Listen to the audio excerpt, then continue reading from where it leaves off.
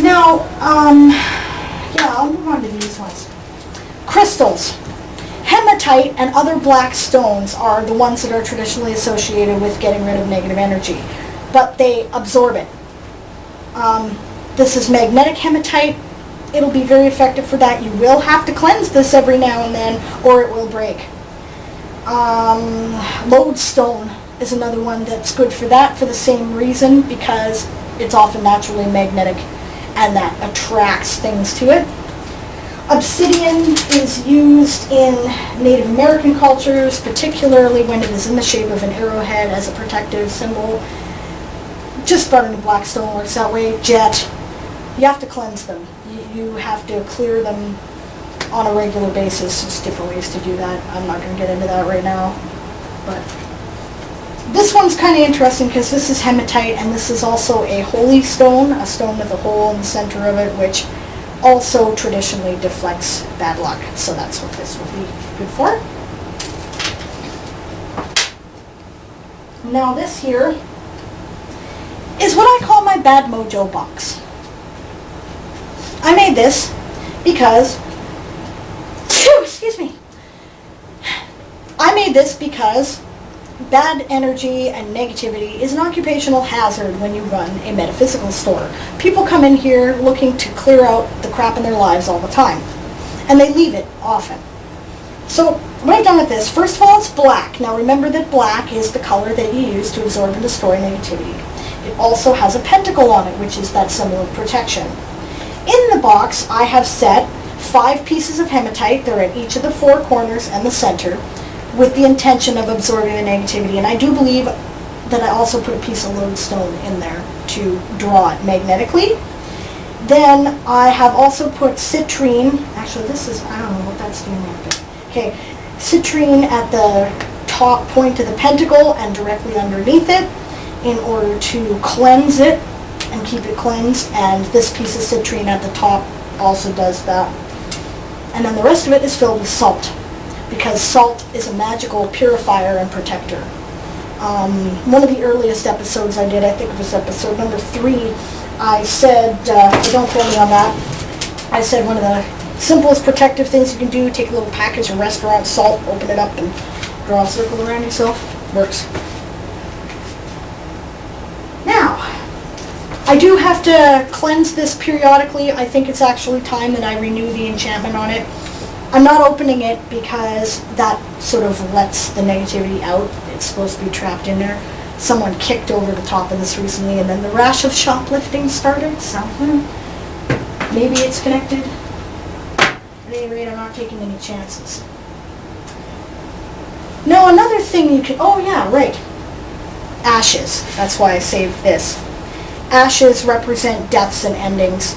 So if you wanted to get rid of bad luck, you might do this. Take it and toss it out the door and say, I banished misfortune. There, nice and simple. This stuff is also for that. This is something called 4 Thieves vinegar. It's a voodoo recipe or a hoodoo recipe. There's hundreds of them online. They usually contain garlic, rosemary, some lavender, and vinegar, among other things. What you do with this stuff is you spray it, or in this case I have a squirt bottle, so squirt it around the entrance of your building that you want to keep thieves in particular out of, so it's appropriate for right now. So I'm just going to do that across my door. I'm also going to kind of go around the edge of the door. And then you remember that pentagram I drew on the ground from last episode? And I do the same thing with this stuff. I see I'm going to have to replace this top soon. So now anybody who enters into the store has to step across that, right? Wouldn't hurt me to do it on the outside either.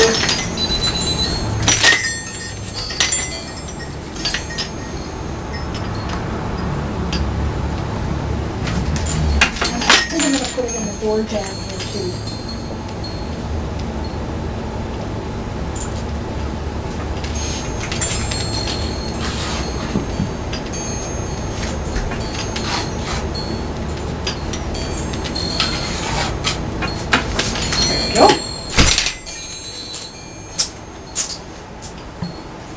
Another voodoo recipe, uncrossing oil. It generally contains St. John the Conqueror. It can contain things like wormwood, bay, mugwort, but St. John the Conqueror and bay oils are the basics. This is sort of a solar energy banishing thing. You know, I would kind of just create a protective pentagram again with it. And you could also make it directly. For instance, I will draw the image of the sun symbol on my forehead to bring me good luck. And it smells nice too. So it's always a good thing. You can Google recipes for this. There's a million of them. Now, the last thing I want to mention in terms of getting rid of hexes and negative energy is something called counter-hexing.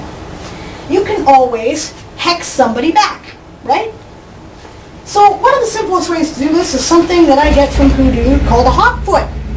I keep this stuff around for strictly this purpose.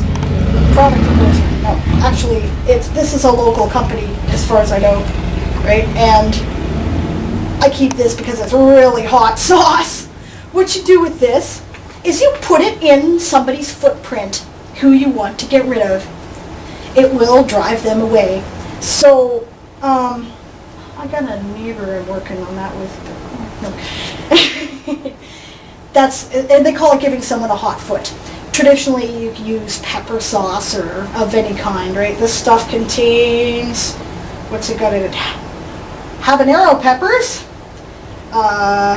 Scotch bonnet peppers, African oleo resin, garlic, and xanthan gum. And garlic is another traditional banishing thing. That's why it's, you know, supposed to keep away vampires, right? You can do that. You can hang cloves of garlic around and it will protect you against negative entities. And that's why it's in the 4-leaf vinegar. And it will also drive them out. So if they're already in there, you can try filling the room with garlic. Any strong smelling substance will generally do that. Of course, it might drive away your neighbors too. This is also something I'd consider to be a counter-hex. I call this the mirror hex. This is a great little basic hex because it won't hurt you if you've done nothing to deserve it. It's just a little box that has a mirror in it. Those little dollar store makeup compacts are perfect for this purpose. What you do is you write the name of the suspected offending party on a piece of paper. The full name if you can. Use, again, the more sympathetic magic you create, the better off it'll be. So if you've got a picture, that would work. If you've got, you know, if you happen to be lucky enough to have a piece of their hair, that would work. Something they gave you, that would work. You put it in there with the image or the name. So I don't really have anybody I need to do this to at the moment. So theoretically, that's the name, right? You put it there. Actually, you know what? Okay. Yeah, no, we'll just do that. You put it with that side facing the mirror. I've taped it to the mirror with that side facing that way so that it wouldn't get bumped around. And then you seal it up. And you say something to the effect of, "What you do shall be returned to you threefold. By the power of 3 times 3, as I will, so mote it be." And then you take it and you can do a couple of things with it. Since it's binding, you can tie it up. If you did that, you would use, say, black cord or possibly spider web. That's a traditional one if you really want to, you know, mess around with it. I've got enough cobwebs in my basement. I could do that, but it's time consuming because they're fragile. You can also wrap it in black cloth. You could bury it. You could burn it, or you could, again, throw it in running water.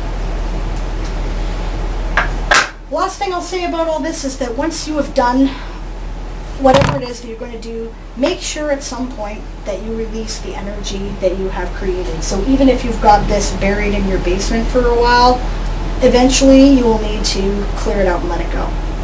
Hold it under running water, thank it for its service, release its energies to the universe. Make sure they go back, be firm about that, kind of like with the elemental callings that I mentioned. Thank you, go home now.